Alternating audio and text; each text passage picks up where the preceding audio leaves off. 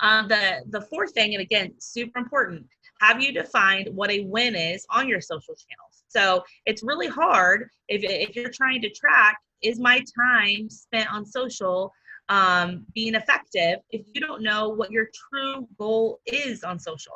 Do you want to actually make a sale on social? Is that your end goal? Are you actually posting and you have an e-commerce site and you can track that? And if they click on your ad from Facebook and you can see that they actually made a sale and made a purchase, is that your win? Is your win just to have a conversation, to get people communicating back and forth? Is because maybe you don't have an e-commerce site, but you want people coming into your brick and mortar store. So your big win is just seeing people engage. Is a win for them to send you a message, is a win for them to fill out a lead generation form so you get a lead, so you can go out and give them a quote because you build homes. What is that win? Because again, if that isn't identified, and even when you get into Facebook and Instagram, a lot of times when you're creating ad posts, you can choose what your objective is. And an objective might be to send a message or to go to your website or to get more video views. So if you have not decided what that win looks like for you, it's going to be hard because you're not going to choose what you want your customer to do next. If you really need them on your website to make a purchase, and obviously when you're creating your social posts, you need to make sure you're linking them to your website. I know that sounds simple, but at the end of the day, if you haven't thought about that, and let's say you have an intern or you have a staff member that is running your social media and you haven't identified, we really need on the website, you not choose the correct words or the correct links to actually get them where you need to go. So you definitely need to be thinking about what a win is. And then the final thing is, not everything happens unless you're an absolute all you do is, you're an online brand, you're online e-commerce. You don't ever physically see your customers or talk to them on the phone, which looking at those registered today, I don't think that is the case for the majority on the phone. So a lot of times you are going to be meeting with your customers, and you have to make sure that your brand that is online matches the offline experience. So again, if you create really great graphics on Facebook and Instagram and you're linking them to your website, and then your website doesn't match, like the branding doesn't match. Maybe you had somebody develop your website 3 years ago, you have an intern that understands Canva and they're making really cool graphics and that looks great, but then you never updated your website. So again, people don't even know sometimes that they're making decisions based on that, like as individuals, but that mismatch, that inconsistency does trigger a result in our brain to decrease the credibility of your company. When it all matches, it increases. Like, this must be a legitimate, good business because everything is branded and everything is consistent. Again, speaking in store, you can't be, have a great brand personality online. You're interactive. You have somebody running your social accounts. It's, that's on the ball, and you get great customer service. And then they come into your store and that isn't matched. The person's rude or whatever the case is. You really have to keep that consistent. So really, social media is not a side goal and side model. It really has to be integrated into everything else that you do for you truly to see strong results. Okay, so we're going to talk again. It's really going to be based on you, and once you've decided, who your customers are, where they like to be. Are they more on Facebook? Are they more on Instagram? Then you can have the discussion of where you need to spend your time. I can't say that right now of you just need to be on Facebook and Instagram, or you just need to be on LinkedIn, or you just need to be on Twitter, because it really depends on your business.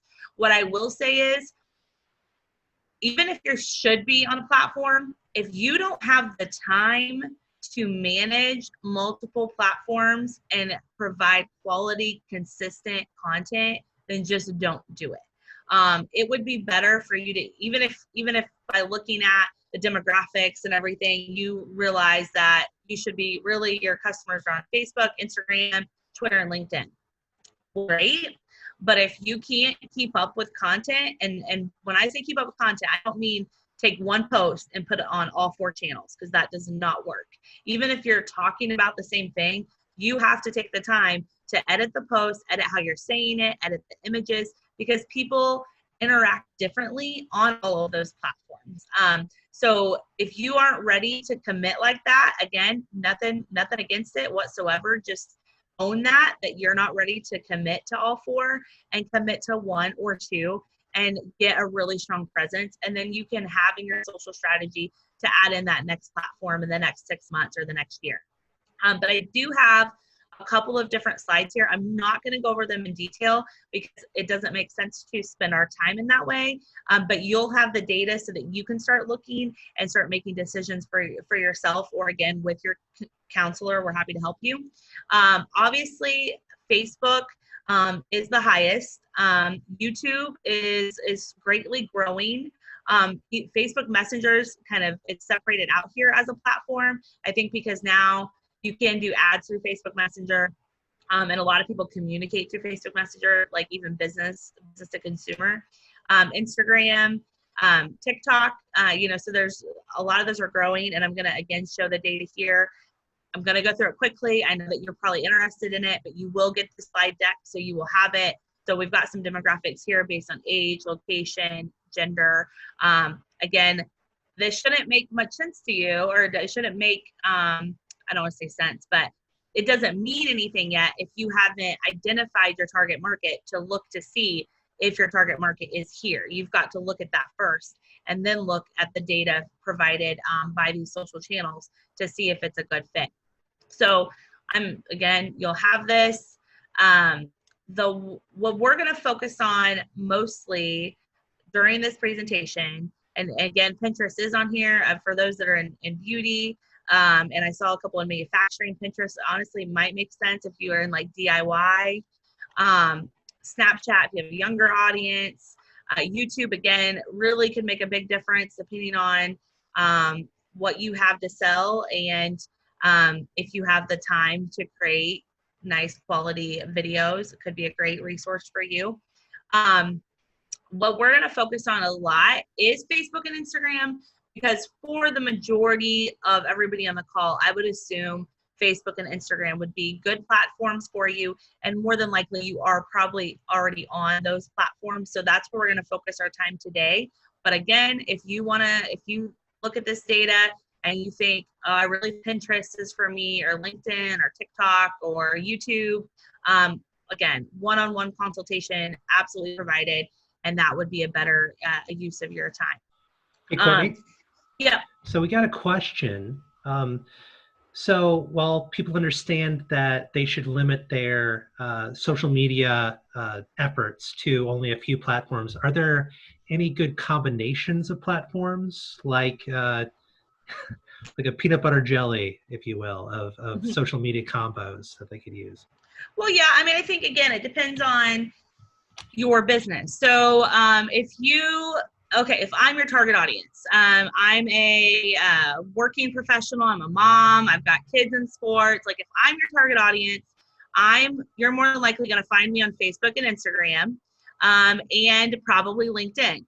But it depends on what you're trying to sell to me. If you're in beauty care, you're not going to sell me that on LinkedIn. Like, I'm not in that mode when I'm on LinkedIn, as I am on Facebook and Instagram.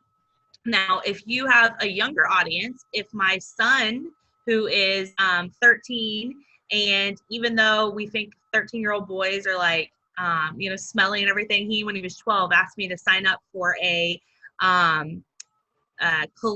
monthly cologne subscription called Scentbird. And the only reason he knew about that was somebody on YouTube, some influencer on YouTube had it.